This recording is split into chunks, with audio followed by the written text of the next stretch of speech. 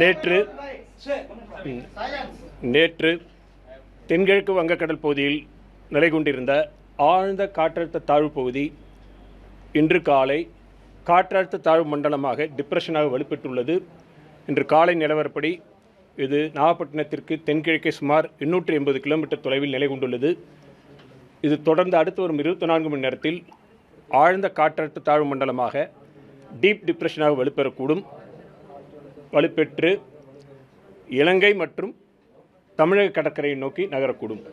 இதன் காரணமாக அடுத்து வரும் 4 தினங்களுக்கு வட தமிழக கடலோர மாவட்டங்களில் கனமழை பெய்யக்கூடும்.